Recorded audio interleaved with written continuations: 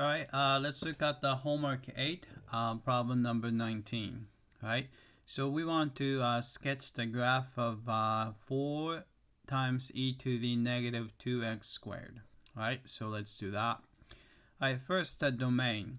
All right, so since this is an exponential function, and exponential function can take any number you want, and you have a negative 2x squared, so it's just a quadratic function, so it's defined everywhere.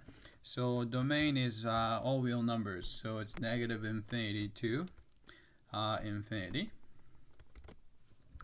All right, check the answer. All right, we got that.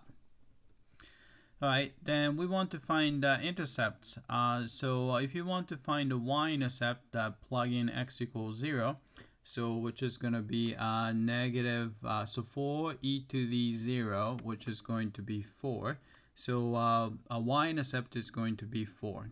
Alright, if you want the x-intercept, we set the whole thing equal to 0. But in this case, exponential function is actually never 0, so there's no x-intercept. So x-intercept is, y-intercept is 4, there is no x-intercepts. So let's check the answer. Alright, we got that. Whoops, here. We got that. Alright, the next, we want to, let's see, horizontal asymptote and a vertical asymptote. Right? So in order to have a vertical asymptote, the function has to blow up at some finite x value. Exponential function will never do that, so we don't have a vertical asymptote. But there's a horizontal asymptote. We can find it by taking the limit at infinity. So we can look at the limit of this function 4 e to the negative 2x squared, right? As x approaches, say, positive infinity. Right. In this case, because of the square, it really doesn't make any difference. It's actually an even function. So going to positive infinity or going to negative infinity, in this case, doesn't make any difference. So you can see that e to the negative 2, the big number, would be e to the negative infinity would be 0. So it's 4 times 0 is going to be 0. So which indicates that y equals this number is the horizontal asymptote. Right? So you're going to have, let's see, oops. Hold on a sec. My computer kind of froze on me. Alright, hold on a sec. I'm gonna just wait. I think it's coming back. Alright, yep. Alright, so there's no vertical asymptote and horizontal asymptote is 0. Alright, so let's check the answer. Alright, we got that. Alright, then continue. Alright, so we're going to look at the first derivative to discuss increasing, decreasing behavior. So let's do that. Alright, so we take the derivative of this guy, so f prime of x. Alright, so 4 is just a constant multiple, so I'm going to put it in front. Right? Then maybe I'll put a bracket here. So we just focus on taking a derivative of this guy right here. Right? And so you have exponential function is you just write down exactly the same thing, e to the negative 2x squared. But because of the chain rule, we have to multiply by the derivative of inside. So it's going to be negative 2 times 2 is negative 4. X. Right? So this is going to be equal to negative, so negative 4 times 4, negative 16x times e to the negative 2x squared. Right? We have that. Then we can just do a number line. So draw a number line. And here is x. And I'm going to put a tick marks. Let's see, we set the equal to 0. Then you can see that the exponential function is never 0. So this guy is in fact is positive. So only possibility is x equal to 0. Right? So this is a critical number. So we put tick marks at 0. Right? Then we can just discuss the sign of first derivative f prime. Right? So we can try any number less than 0. So I like -1. Alright, if you plug in -1 here, -16 times -1, and times a positive number, so it's going to be positive here. And anything bigger than 0, so I'll try 1. -16 times 1, and positive, so it's going to be negative there. Alright, so we know that the original function is going to be increasing before 0 and decreasing after 0. Alright, so let's type it in. Alright, its function is increasing before 0, so it's going to be negative infinity to 0, and decreasing after that, so it's 0 to infinity. Alright, check the answer. Alright, we got that. Alright, then continue. Alright, then we want to look at the find the local max and a local minimum. Alright, so if you look at this picture, and you can see that at the critical number here, graph is going from increasing to decreasing. You're looking at the top of the hill, so you're going to have a local maximum at x equals 0. Right?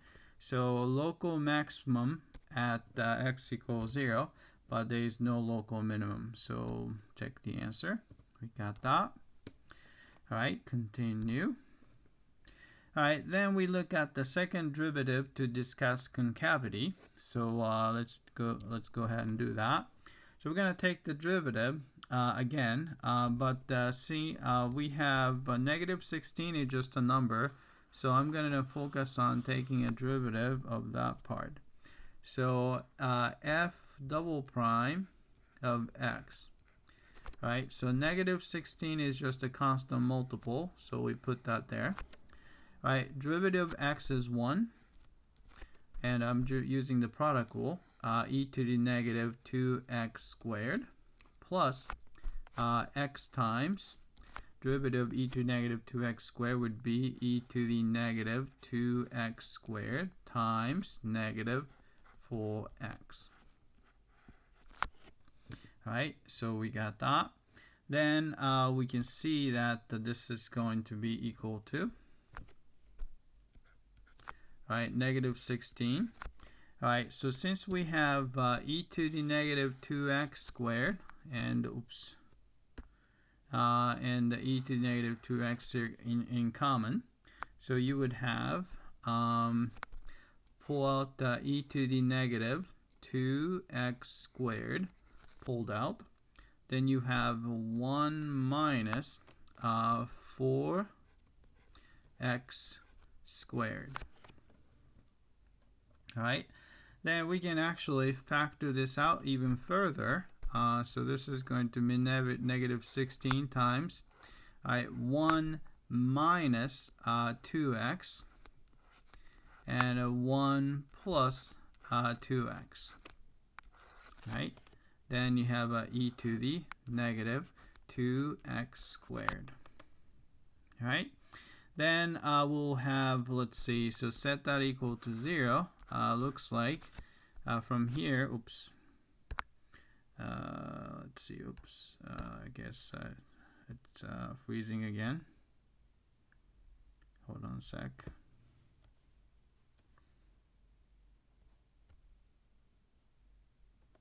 Alright, I think computer is coming back. Alright, so we have that.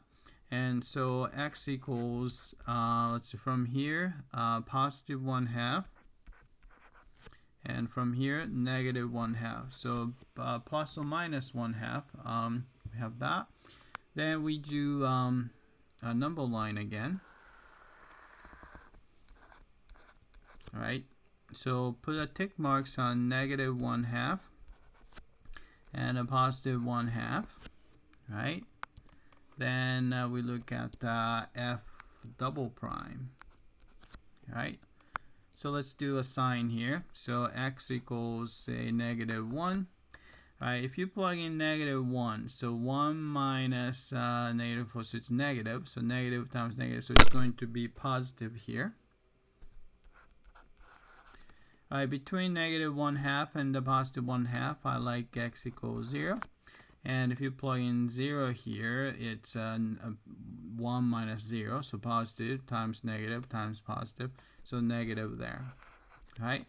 And we can try x equals 1. If you plug in 1 here, 1 minus 4 is negative, so negative times positive is positive. Right, so we know that the concavity is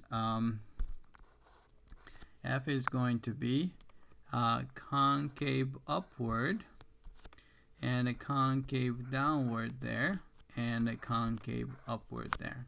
All right, so let's type it in. All right, we have a concave upward on negative infinity to 1/2, or actually, sorry, negative 1/2, right? And also positive 1/2 to infinity, and concave downward between negative 1/2 to positive 1/2. Right, so let's check the answer. Let's see, where is that? Oh, here, check the answer. All right, let's see, I'm doing something wrong here. Concave downward on negative 1/2 to positive 1/2. That's good. I'm not sure. Let's see. Use it decimal. Oh, integers or decimals. Maybe that might be the problem. All right. So how about 0.5, 0.5, 0.5 there, and 0.5 there. Hopefully this would be the problem, because I don't see my mistake there. All right, so all right, so that was the problem, so I have to put the decimal number there. All right, we got that.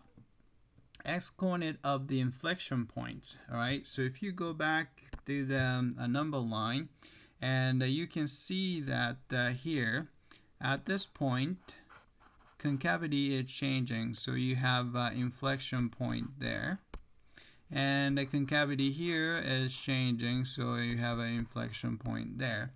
So at the negative infinity and negative 1/2 and also a positive 1/2, you would have inflection points.